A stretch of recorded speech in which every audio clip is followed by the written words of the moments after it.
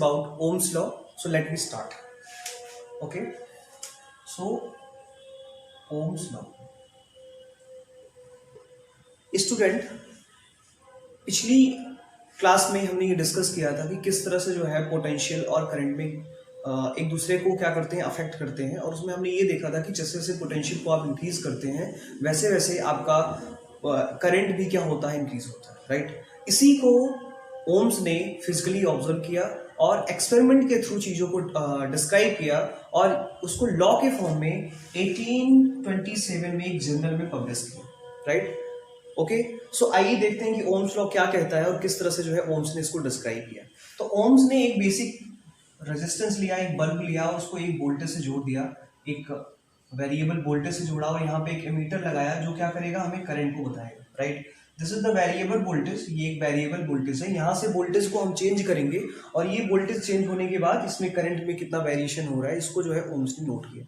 Ohms ने जो है V और I के बीच में डाटा को कलेक्ट किया, तो उन्होंने देखा कि जब वोल्टेज को इन्होंने वोल्टेज को 6 रखा था, उस कंडीशन को करंट मिल रही थी 2 होती है, राइट। एक रफ डाटा हम चलिए मान लेते हैं कि जब हमने इसको 6 वोल्ट की एनर्जी दी तो हमें करंट कितना मिला, 2 एम्पियर। हमने वोल्टेज को 12 कर दिया, हमने एनर्जी को 12 कर दिया, तो हम देखते हैं कि इसका जो करंट इसमें फ्लो हो रहा था वो 4 हो गया, मतलब करंट क्या हो गया, बढ़ गया। और जब हमने जो है इसको हमने करा 18 वोल्ट कर दिया, हमने इसका पोटेंशियल डिफरेंस 18 वोल्ट का potential difference across the conductor हमने अप्लाई कर दिया, तो हम देखते हैं कि इसका करंट कितना हो गया, इसका करंट हो गया 6 एम्पियर, ठीक है। तो एंड सो ऑन, इस तरह से वो बढ़ाते गए और देखते हैं कि एक फिक्स प्रोपोर्शन में ये दोनों चीजें क्या हो रही हैं, चेंज हो रही हैं। तो स्टूडेंट्स, यहाँ पे ओम्स ने एक कंक्लूजन निकाला। कंक्लूजन के अकॉर्डिंग उन्होंने बताया कि जब भी हम पोटेंशियल डिफरेंस को बढ़ाते हैं तो करंट अपने आप क्या हो जाती है, इंक्रीज हो जाती है, right. So potential difference is directly proportional to the electric current. So एक रिलेशन हमारे पास निकल करके आ गया। इसके पिछली क्लास में भी हमने ये डिस्कस किया था कि करंट चार्जेस तभी मूव होगा और चार्जेस की मूवमेंट की वजह से करंट तभी होगा जब कहीं पे पोटेंशियल डिफरेंस का एप्लीकेशन हो। ओके, सो स्टूडेंट्स, अगर पोटेंशियल डिफरेंस नहीं है, अगर किसी कंडक्टर के क्रॉस पोटेंशियल डिफरेंस नहीं है तो करंट उसमें फ्लो नहीं हो सकती, तो चार्ज कैसा होगा, स्टैटिक होगा। अगर आप उसमें पोटेंशियल डिफरेंस अप्लाई कर देते हैं तो चार्जेस का मूवमेंट स्टार्ट हो जाता है और इसी कंडीशन में हम चार्जेस की मूवमेंट को क्या कहते हैं, इलेक्ट्रिक करंट कहते हैं। तो इसी को ओम्स ने एक लॉ के फॉर्म में प्रेजेंट किया जो कि 1827 में प्रेजेंट हुआ, जैसा कि मैंने आपको बताया। तो अगर हम वोल्टेज को इंक्रीज करते हैं तो हम देखते हैं कि इसमें करंट भी क्या हो गया, इंक्रीज हो गया। Okay, so let we write the Ohm's law. Ohm's law क्या कहता है, ओम्स लॉ ने कहा when all the physical condition are constant. देखिए, इसमें एक टर्म यूज कर रहे हैं, when all the physical condition are constant. तो देखिए, सबसे ज्यादा ऐसे कौन से पैरामीटर्स हैं, ऐसे कौन से कंडीशंस हैं जो हमको अफेक्ट करते हैं। तो अगर ध्यान से समझा जाए स्टूडेंट्स, तो टेम्परेचर और प्रेशर जो होते हैं हमारी लाइफ को सबसे ज्यादा अफेक्ट करते हैं। ओके, तो जो मटेरियल्स होते हैं वो भी टेम्परेचर और प्रेशर से क्या होते हैं, अफेक्ट होते हैं। That's why we write here all the physical condition are constant. That's mean the temperature and pressure will be constant at this condition. इस कंडीशन में जब भी हम ये कंडीशन सेटिस्फाई करेंगे या जब भी इस कंडीशन के लिए किसी कंडक्टर से हम V और I की वैल्यू कैलकुलेट करेंगे, उस कंडीशन में हम ये ट्राई करेंगे कि उसका टेम्परेचर और प्रेशर क्या हो, कांस्टेंट हो। Okay students, so let me right the statement of the Ohm's law, that is when all the physical condition, when all the physical condition remains constant, then potential difference is directly proportional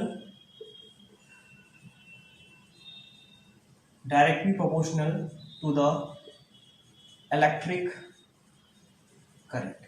So students, remember that once again, when all the physical conditions are constant, in this case your potential difference is directly proportional to the electric current. तो एक simple सा मतलब यहाँ पे समझ में आता है कि अगर आप टेम्परेचर और प्रेशर को किसी कंडक्टर के लिए कांस्टेंट कर दें और उसका पोटेंशियल को इंक्रीज करें, तो पोटेंशियल को जब आप इंक्रीज करेंगे तो उस कंडीशन में करंट भी इंक्रीज होगी। Okay students, so this is the statement of Ohm's law which is given in 1827 and this is the physically observed and observed by the Ohms in this experiment. But in the actual life, in our actual life, all the materials are affected by the temperature and pressure. तो ये जो Ohm's law है ना, वो एक ideal condition है, it is the ideal condition. And आप ये कह सकते हैं कि हमारे नेचर में जितने भी मटेरियल एग्जिस्ट करते हैं वो टेम्परेचर और प्रेशर से अफेक्ट होते हैं। इसका मतलब सीधा से यही हुआ कि अगर वो टेम्परेचर और प्रेशर से अफेक्ट हो रहे हैं तो वो ओम्स लॉ को फॉलो नहीं करेंगे। तो ओम्स लॉ क्या है, एक आइडियल कंडीशन है जिसको हम आइडियली स्टडी करते हैं, लेकिन एक्चुअल में जितने भी कंडक्टर होते हैं वो ओम्स लॉ को फॉलो नहीं करते। तो स्टूडेंट एक बात यहां से निकल कर आती है, जितने भी इलेक्ट्रॉनिक डिवाइसेज हैं जो ओम्स लॉ को फॉलो करते हैं, जो ओम्स लॉ को फॉलो कहते हैं उसे हम कहते हैं ohmic device, ohmic device, right, या ओमिक इलेक्ट्रॉनिक कंपोनेंट्स। ओके, और जो ऐसे कंपोनेंट्स जो ओम्स लॉ को सेटिस्फाई नहीं करते हैं, ऐसे कंपोनेंट्स को हम क्या कहते हैं, नॉन ओमिक कंपोनेंट कहते हैं। क्या कहते हैं, नॉन ओमिक कंपोनेंट या डिवाइसेस, कंपोनेंट्स, राइट। सो ऐसे इलेक्ट्रॉनिक कंपोनेंट्स जो ओम्स लॉ को फॉलो करते हैं उसे क्या कहते हैं, ओमिक कंपोनेंट कहते हैं। और ऐसे डिवाइसेस जो नॉन ओमिक होते हैं, जो ओम्स लॉ को फॉलो नहीं करते हैं, उसे क्या कहते हैं, नॉन ओमिक कहते हैं। तो एक्चुअल में हमारी लाइफ में जितने भी कंडक्टर मटेरियल्स मैटर एग्जिस्ट करते हैं वो सारे के सारे कैसे होते हैं, नॉन ओमिक होते हैं। Okay students, so let we आगे बढ़ते हैं और आगे डिस्कस करते हैं। सो देखिए ये रिलेशन जो हमने स्टैब्लिश किया था v इक्वल टू आई, सो अगर इसको हम थोड़ा सा सॉल्व करें तो v इक्वल टू एक प्रोपोर्शनलिटी कांस्टेंट आपके पास आ जाएगा और इसको हम लिखते हैं r। Okay, v equal to, इसको थोड़ा सा सिंप्लीफाई करें तो v equal to I R. This is the formula for the Ohm's law where v equal to क्या था आपका, potential difference. Okay students, potential difference, and here I equal to electric current। And you know that when we neglect the proportionality we get a constant। okay, so here R is equal to known as the proportionality constant, इसे हम कहते हैं proportionality constant। और अगर इसको दूसरे language में कहें तो हम कहते हैं रेजिस्टेंस। क्या कहते हैं, रेजिस्टेंस। तो ये रेजिस्टेंस जो है ये बहुत ही इंपॉर्टेंट फैक्टर होता है करंट और पोटेंशियल के बीच में। किसी भी कंडक्टर में जो चार्जेस को अपोज करने की कैपेबिलिटी होती है, एबिलिटी होती है, इसे हम क्या कहते हैं, एबिलिटी तो नहीं कहेंगे, इनएबिलिटी कहेंगे। ये अयोग्यता है किसी भी कंडक्टर की कि ये अपने अंदर से चार्जेस को फ्लो करने को रोकता है। Okay students, so what is the resistance? Resistance is the opposition of the charges inside the conductor। किसी कंडक्टर के अंदर चार्जेस का जो मोशन है, अगर उसको कोई कंडक्टर अपोज कर रहा है तो इसी को हम क्या कहते हैं, रेजिस्टेंस कहते हैं। तो ये आगे नेक्स्ट टॉपिक में हम पढ़ेंगे कि रेजिस्टेंस क्या होता है और ये प्रॉपर्टी क्यों एग्जिस्ट करती है, इसको हम आगे वाले टॉपिक में पढ़ेंगे। फिलहाल अभी हम नेक्स्ट टॉपिक देखते हैं, that is the VI graph. अभी हमने जो ये डाटा, अभी इसके पहले आपने देखा था कि हमने एक डाटा कलेक्ट किया, ओम्स ने भी एक डाटा कलेक्ट किया कि किस तरह से V और I के बीच में इन्होंने जो है डाटा को कलेक्ट किया। और अगर उन दोनों के बीच में हम ग्राफ को बनाएं तो here we study that the VI characteristic, this is the VI graph, right. VI graph का मतलब होता है कि here we have to plot a graph between potential and electric current। okay, so let me write electric current along x-axis, right, and potential along y-axis। okay, so here we have to data, हमारे पास एक data था। कैसा data था, यहाँ पे v की value थी और यहाँ पे I की वैल्यू थी। v की वैल्यू हमने 6 ली तो हमें यहाँ 2 मिला था, हमने 12 लिया तो हमें 4 मिला था, हमने यहाँ पे जब 18 लिया तो हमें यहाँ पे 6 मिला था, और इस तरह से हमारे पास डाटा था। तो अगर हम इस पे नोटेट कर दें इस तरह से एक्स एक्सिस पे, दैट इज द 2 4 6, है ना। इसी तरीके से आपका 8 हो जाएगा, 10 हो जाएगा एंड सो ऑन। इसी तरीके से यहाँ पर भी हम नोटेट कर दें, दैट इज द 6 12 18 24, राइट। तो स्टूडेंट्स चलिए देखते हैं, जब आपका वोल्टेज कितना था, वोल्टेज आपका 6 था, उस कंडीशन में करंट आपकी कितनी थी, 2 थी। इसी तरीके से जब आप ये पॉइंट्स को लगाते जाएंगे सेम पॉइंट में, तो आपको इस तरह से इन पॉइंट्स को मिलाएंगे तो आपको एक स्ट्रेट लाइन मिल जाएगा। Okay, so in the ohmic devices follow like this graph. अगर आपके पास कोई इलेक्ट्रॉनिक कंपोनेंट है, कोई इलेक्ट्रॉनिक डिवाइस है, उस डिवाइस के लिए आप V और I की वैल्यू को कैलकुलेट करिए और दोनों के बीच में ग्राफ बनाइए। अगर ग्राफ बनाने से आपको स्ट्रेट लाइन ग्राफ मिल रहा है तो इसका मतलब ये है कि वो इलेक्ट्रॉनिक कंपोनेंट आपका क्या फॉलो कर रहा है, it's follow the Ohm's law. And in this condition that electronic components is known as the ohmic component. इसे क्या कहेंगे, ओमिक कंपोनेंट कहेंगे। आई होप समझ में आ गया होगा। चलिए देखते हैं। अब देखिए बेटा, इसमें जो इसका स्लोप है, स्लोप का मतलब this angle, okay, this angle is represent the resistance, this angle represent the resistance। let me discuss that। we understand by the Ohm's law V is equal to IR, so here R is equal to what we write, that is the V upon I। So from this expression, it is clear that resistance is inversely proportional to the current. That's mean when the resistance of the conductor is greater, then its resistance will be smaller. Okay, when the resistance of the conductor is greater, then its current will be smaller, and when the resistance will be smaller, then current will be larger. Okay, and vice versa. तो ये process होता है कि अगर आपका resistance कम होगा किसी conductor का, तो उसमें करंट बहुत ज्यादा फ्लो होगी. ऐसा आप देखते भी हैं. कॉपर की बात करें और आयरन की बात करें, तो कॉपर का रेजिस्टेंस होता है वो कम होता है, इसलिए उसमें उसको बहुत अच्छा कंडक्टर माना जाता है. जबकि जो आयरन का वायर होता है उसमें कंडक्टिविटी थोड़ी कम होती है, क्योंकि उसमें उसका रेजिस्टेंस क्या होता है, थोड़ा ज्यादा होता है. That's why it is known as the bad conductor. Okay students, तो कॉपर को सबसे अच्छा कंडक्टर माना जाता है. ठीक है, so this is the function. अब थोड़ा सा आप इसको देखिए, यहां से हमारे पास ये वैल्यू है R equal to V upon I. तो अगर हम यहां से कोई एक पॉइंट चूज कर लें, दिस पॉइंट चूजन एज, तो let be that and this is the that. तो ये वाली वैल्यू क्या है, V है, तो ये V हो जाएगा और ये I हो जाएगा यहां से यहां तक. This value is I. Now we find the tan theta. If we find the tan theta is equal to क्या होता है बेटा, perpendicular upon base. Right, perpendicular upon base. So what is the perpendicular? Perpendicular is the V and base is the I. So here we write that V upon I. Okay, and what we write the V upon I? V upon I को हम क्या लिखते हैं, R लिखते हैं. Okay, so that's mean tan theta. और यहाँ पे tan थीटा को क्या कह रहे हैं, स्लोप कह रहे हैं. क्या कह रहे हैं, स्लोप कह रहे हैं. तो स्लोप इज इक्वल टू क्या आ गया, R. That's mean the slope of the VI graph tells us about the resistance, right? तो दैट्स मीन आप किसी भी VI ग्राफ का स्लोप कैलकुलेट करके उसका रेजिस्टेंस बता सकते हैं, उसका रेजिस्टेंस ज्यादा होगा या कम होगा. और इस पे बहुत सारे क्वेश्चंस भी आते हैं. अगर आप स्लोप कैलकुलेट कर लें, जिसका स्लोप ज्यादा होगा उसका रेजिस्टेंस ज्यादा होगा, और जिसका स्लोप कम होगा उसका रेजिस्टेंस क्या होगा, कम होगा. तो स्टूडेंट्स ये बात आपको समझनी है कि जिसका स्लोप क्या होगा, ज्यादा होगा, उसका रेजिस्टेंस ज्यादा होगा, और जिसका स्लोप कम होगा उसका रेजिस्टेंस क्या होगा, कम होगा. यही तो यहां से निकल के आता है. अगर स्लोप ज्यादा होगा तो रेजिस्टेंस ज्यादा होगा. Is that clear? थीटा की वैल्यू अगर ज्यादा होगी तो आर की वैल्यू भी ज्यादा होगी. तो स्टूडेंट इस पे बहुत सारे क्वेश्चन आपके एग्जाम में पूछे जाते हैं. तो चलिए एक क्वेश्चन देख लेते हैं कि किस तरह से जो इस पे क्वेश्चन आते हैं. So let we discuss a question. As I told you that the slope of the VI graph, if is greater, then its resistance also will be greater. And one thing that you have to remember, that you have to always take the potential along the y-axis and current along the x-axis. तो अगर इस तरह से graph है आपके पास, मान लीजिए ये आपके पास एक ग्राफ है जिसमें कई सारी लाइन इस तरह से बनी हुई है, लाइक दैट. ओके, सो अगर इस तरह से लाइन आपके पास बनी हुई है, तो देखिए, लिसन टू मी, आप इसको देखिए. ये आपके पास क्या है, V है, राइट, और ये आपके पास क्या है, I है. This is the I. So this is the question. ये हमारे पास एक क्वेश्चन है जिसमें आपने x एक्सिस के लॉन्ग क्या लिया है, करंट को लिया है, और y एक्सिस के लॉन्ग जो है आपने पोटेंशियल को लिया है. So in this condition we have to find which resistance is greater. So as I told you, the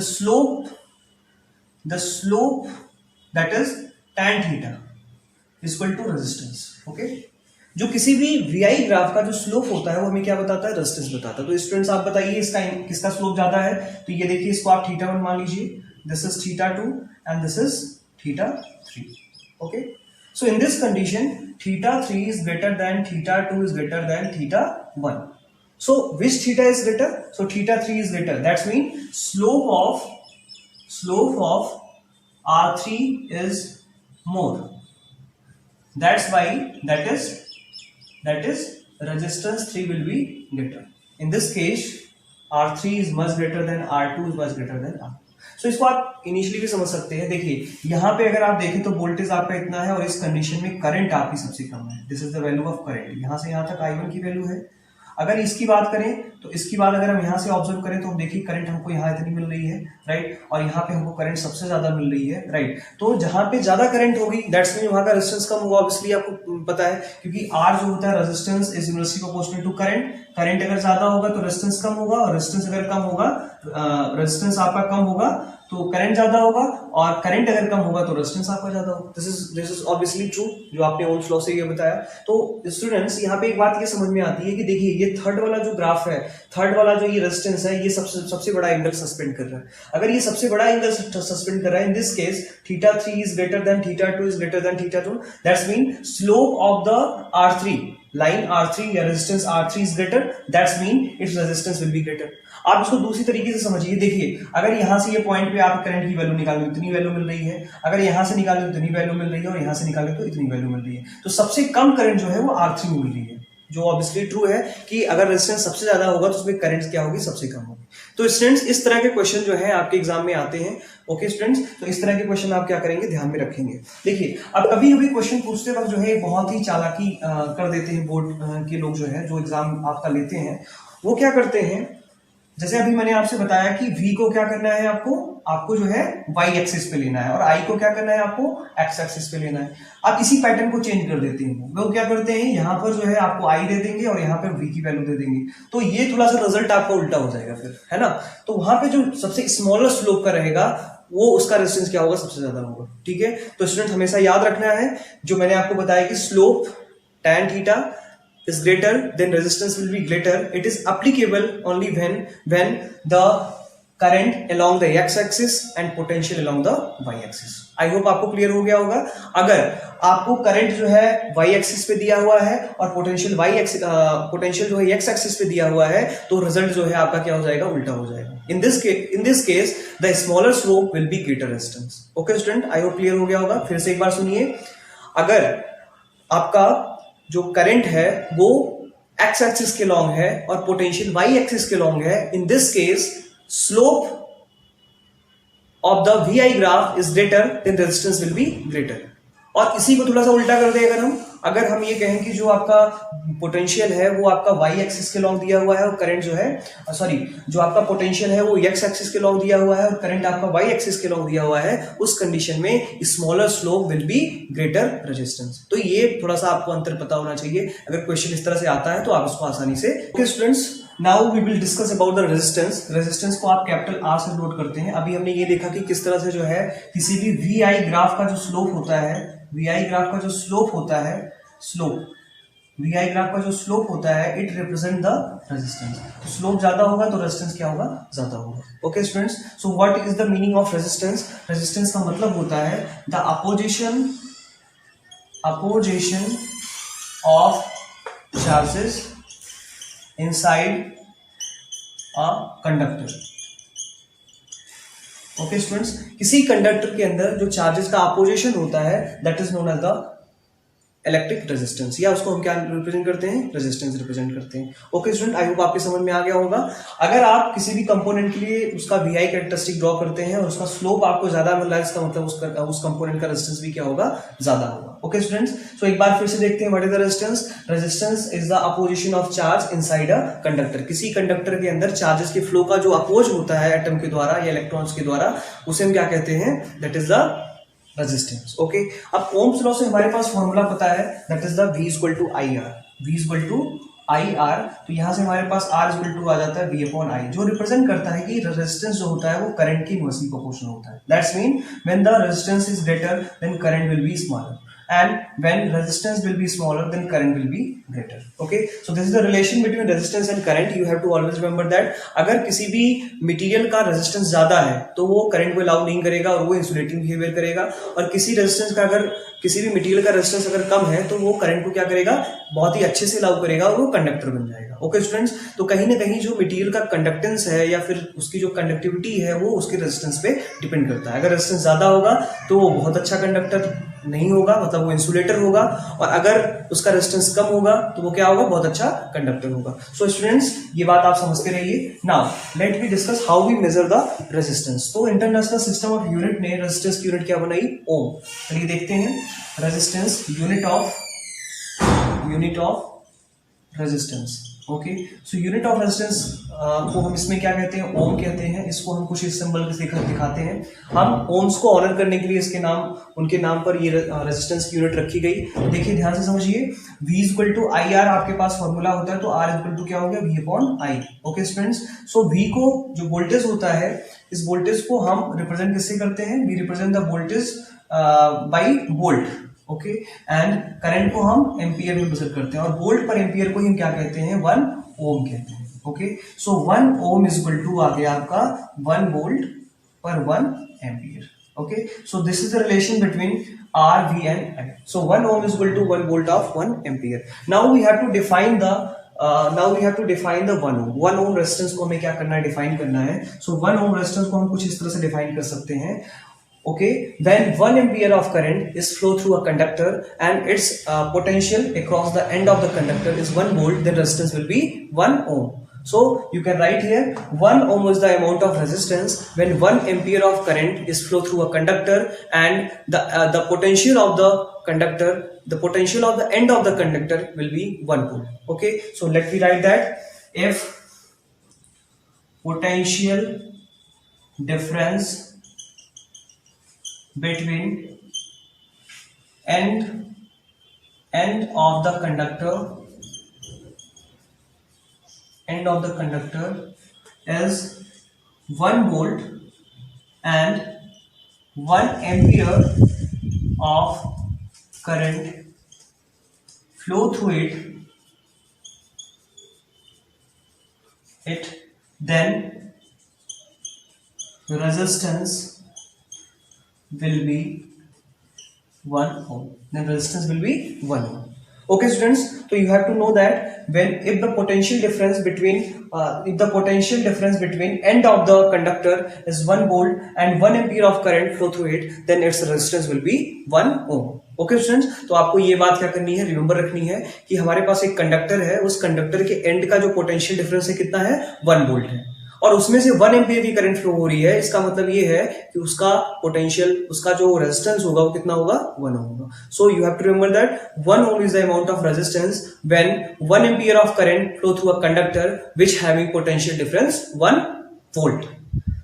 एक ऐसा कंडक्टर जिसके एक क्रॉस पोटेंशियल डिफरेंस कितना हो, 1 वोल्ट हो और उसमें से 1 एम्पियर की करंट फ्लो हो रही हो, तो ऐसे कंडक्टर का जो रेजिस्टेंस होगा वो कितना होगा, 1 ओम होगा. Okay students, so this is the unit of resistance and you have to always remember that. Now let me discuss that on which factor resistance is dependent. Okay, so here we discuss some factors that is the dependency of resistance. Dependency of resistance. Okay, so students, सबसे पहली बात तो जो resistance होता है वो length पे depend करता है. अगर मान लीजिए कि आपके पास जो है एक 1 मीटर का लेंथ है और उसका रेजिस्टेंस 1 ओम है, तो अगर आप इसको 2 मीटर का उसे सेम लेंथ का ले लेंगे तो इसमें रेजिस्टेंस क्या हो जाता है, ऐड हो जाता है. तो रेजिस्टेंस जो है वो अभी कितना हो गया, पहले 1 मीटर था, अभी उसकी लेंथ आपने 2 मीटर कर दी तो उसका रेजिस्टेंस कितना हो जाएगा, 2 ओम हो जाएगा. मतलब लेंथ बढ़ाने से रेजिस्टेंस क्या हो जाता है, बढ़ जाता है. Okay students, so this is the basic feature of the resistance. And second point is that resistance is inversely proportional to the area. That's mean when you increase the area, its resistance is reduces. Okay, अब ये resistance की property exist क्यों करती है, इसको समझिए थोड़ा सा. मान लीजिए आपके पास एक कंडक्टर है, इस कंडक्टर को आपने कुछ एनर्जी प्रोवाइड की. अब इस कंडक्टर के अंदर मान लेते हैं कितने एटम्स है, 5 एटम्स है. तो इस चार्ज को यहां से यहां तक जाना है तो उसको 5 एटम से होकर के गुजरना पड़ेगा. तो जब ये इस पे एनर्जी का ट्रांसफर होगा तो कुछ एनर्जी का लॉस भी होगा, और लॉस जितना होगा, मान लीजिए यहां से आपने 10 जूल की एनर्जी दी और आपको यहाँ पे कितना मिला, 5 जूल. तो 5 जूल एनर्जी क्या हो गई, लॉस हो गई. तो अभी इसको 5 टाइम क्या हो रहा है, टकराना पड़ रहा है, तो इसकी एनर्जी 5 टाइम लॉस हो गई. अब इसी को अगर आप दोगुना करते हैं, ध्यान से समझिए, लेंथ को आपने 2 टाइम कर दिया तो इसमें नंबर ऑफ एटम्स क्या हो जाएंगे, बढ़ जाएंगे. तो पहले 5 थे, अब 10 हो गए. अब पहले जो इसको 10 टाइम कोलिजन करना पड़ रहा था, अब इसको पहले जो 5 टाइम कोलिजन करना पड़ रहा था, अब इसको 10 टाइम कोलिजन करना पड़ेगा. तो उसकी एनर्जी और ज्यादा लॉस हो जाएगी. जो आपने 10 जूल एनर्जी यहाँ पे दी थी, अब यहाँ हो सकता है आपको 3 जूल एनर्जी मिले. ओके स्टूडेंट्स, सो लेंथ बढ़ा देने से उसमें नंबर ऑफ एटम्स बढ़ जाते हैं, जिससे कि चार्जेस का ट्रांसफर जो पहले 5 टाइम हो रहा था वो 10 टाइम होने लगा, जिसमें से कुछ न कुछ लॉस ऑफ एनर्जी हुई और उसकी वजह से जो फाइनल एनर्जी आपको मिली वो पहली वाली एनर्जी से काफी कम थी. ओके, तो इसका मतलब ये हुआ कि जो पहले 5 एटम अपोज कर रहे थे और बाद में आप 10 एटम अपोज कर रहे हैं, तो 10 एटम अपोज कर रहे हैं, उसका मतलब उसका रेजिस्टेंस क्या हो जाएगा, इंक्रीज हो जाएगा. अब इसी को थोड़ा सा इस तरह से देखिए. मान लीजिए कि आपके पास एक कंडक्टर है जिसमें कितने एटम है, 5 एटम है. अब ये कंडक्टर जो थोड़ा डक्टाइल है, तो हमने इसको जो है एक थिन शीट में कन्वर्ट कर दिया. तो थिन शीट में जब कन्वर्ट करेंगे तो कुछ इस तरह से हो जाएगा और इसमें नंबर ऑफ एटम्स जो है वो क्या हो जाएंगे, डिवाइडेड हो जाएंगे. डिवाइडेड का मतलब ये है कि क्योंकि इसका वॉल्यूम फिक्स है तो नंबर ऑफ एटम फिक्स होंगे, इसमें हम अदर आउटर कुछ मिक्स नहीं कर रहे हैं, तो इसमें नंबर ऑफ एटम्स जो है वो क्या हो जाएंगे, कुछ इस तरह से डिस्ट्रीब्यूट हो जाएंगे, है ना. अब जब इसको हम चार्ज को देंगे तो चार्ज ऐसे जाएगा तो ये किसी भी एटम से नहीं टकराएगा और आसानी से ये चार्ज यहां से यहां तक पहुंच जाएगा और कोई लॉस ऑफ एनर्जी नहीं होगी। इसका मतलब एरिया बढ़ा देने से जो रेजिस्टेंस होता है वो क्या हो जाता है, कम हो जाता है। एरिया बढ़ा देने से रेजिस्टेंस क्या हो जाता है, कम हो जाता है। तो हमारे पास ये फैक्टर आ गए। तो रेजिस्टेंस जो है आपके सिलेबस में बस यही पढ़ना है कि रेजिस्टेंस जो है वो लेंथ के डायरेक्टली प्रोपोर्शनल होता है और एरिया के क्या होता है, इनवर्सली प्रोपोर्शनल होता है। मतलब लेंथ बढ़ा देने से रेजिस्टेंस बढ़ जाता है और एरिया बढ़ा देने से रेजिस्टेंस क्या हो जाता है, कम हो जाता है। अब ये क्यों हो जाता है, मैंने ये एक एग्जांपल देकर के आपको समझाया। Okay students, so let we now combine these two rules, that is R is directly proportional to L upon A. R is directly proportional to L upon A. So here we get R is equal to, ये proportionality हटाएंगे तो हमें एक constant मिलता है जिसे कहते हैं rho, and rho is known as the proportionality constant and known as the specific resistance. क्या कहते हैं इसको हम, specific resistance कहते हैं, या इसको हम रेसिस्टिविटी कहते हैं। क्या कहते हैं, रेसिस्टिविटी कहते हैं। तो R is equal to rho L upon A हो गया। देखिए ध्यान से समझिए, R is equal to rho L upon A होगा तो हमारे पास रेजिस्टेंस का फॉर्मूला निकल करके आ गया, R is equal to rho L upon A। Okay students, so this is the function of that. So R is equal to rho L upon A, हमारे पास एक formula निकल करके आ गया जहां पर rho क्या है आपका, स्पेसिफिक रेजिस्टेंस है, स्पेसिफिक रेजिस्टेंस और रेसिस्टिविटी। क्या कहते हैं इसको हम रेसिस्टिविटी भी कहते हैं। ओके स्टूडेंट्स, तो ये रेजिस्टेंस जो है वो लेंथ पे डिपेंड करता है, एरिया पे डिपेंड करता है और रेसिस्टिविटी पे डिपेंड करता है।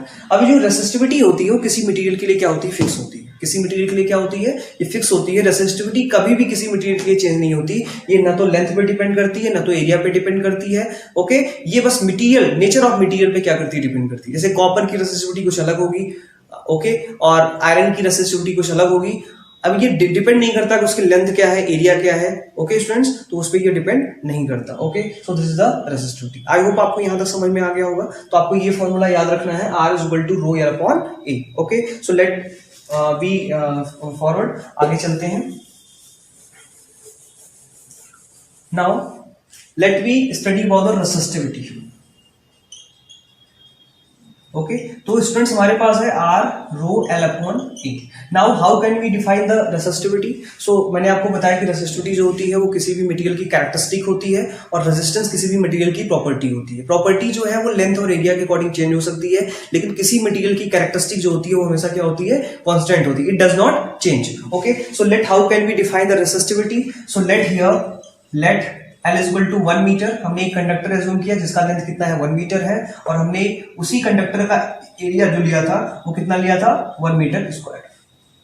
अगर हमने लेंथ को 1 मीटर लिया और एरिया को 1 मीटर स्क्वायर लिया तो आप बताइए रो किसके बराबर हो जाएगा, R के बराबर हो जाएगा। सो what is the resistivity. So resistivity is the resistance of a conductor whose length is 1 meter and whose area is 1 meter square. So let me define that. What is the resistivity? So resistivity is the amount of resistance. Resistivity is the amount of resistance of a conductor having length 1 meter and area cross section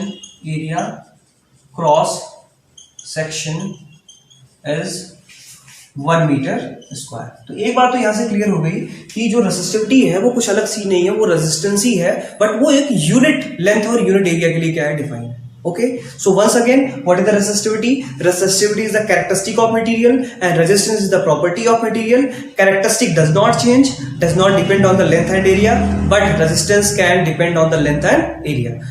Resistance can vary according to the length and area, but resistance is defined for the unit area and unit length, and it is dependent on the nature of the material. कौन सा material आप ले रहे हैं, उस material के according जो है उसका रेसिस्टिविटी का होगा, फिक्स होगा। सो व्हाट इज द रेसिस्टिविटी, आपके समझ में आ गया होगा, बोर्ड के एग्जाम में पूछा जाता है what is the resistivity. So resistivity is the amount of resistance of a conductor having length 1 meter and area cross section is 1 meter square। आपके पास एक कंडक्टर है जिसकी लेंथ कितनी है, 1 मीटर है, और इसका एरिया क्रॉस सेक्शन कितना है, 1 मीटर स्क्वायर है, then its resistance will be equal to the resistivity.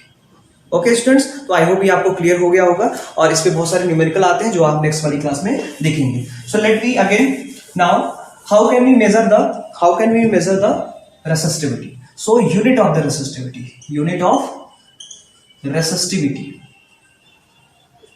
देखिए रेसिस्टिविटी को हम रो से नोट करते हैं, दिस इज द रो, इसको हम रो से नोट करते हैं। तो unit of the resistivity formula आपके पास है रो एल अपॉन ए, तो यहां से रो को एक साइड कर लीजिए, रो मल्टीप्लाई किया आर ए अपॉन एल, तो आर की यूनिट तो ओम होती है, इसका मीटर स्क्वायर हो गया और इसका मीटर हो गया, कैंसिल हो गया, आ गया ohm metre.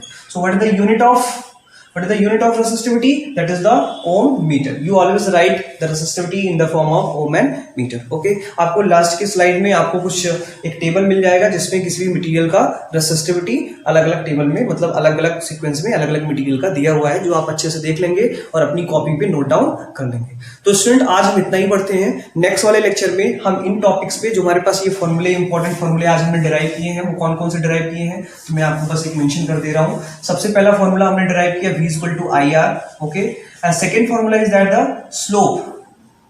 slope that is tan theta is equal to r। ये किसके लिए है? VI ग्राफ के लिए। किसके लिए है? V graph. पहला फॉर्मूला, दूसरा फॉर्मूला, तीसरा फॉर्मूला जो हमने पढ़ा वो रेजिस्टेंस का पढ़ा, resistance R is equal to rho L upon, और इसकी यूनिट क्या थी? यूनिट हमने पढ़ी कि इसकी यूनिट जो होती है वो ओम होती है। तो ओम की डेफिनेशन भी बहुत ज्यादा इंपॉर्टेंट है, तो ओम की डेफिनेशन भी आपको देखनी है।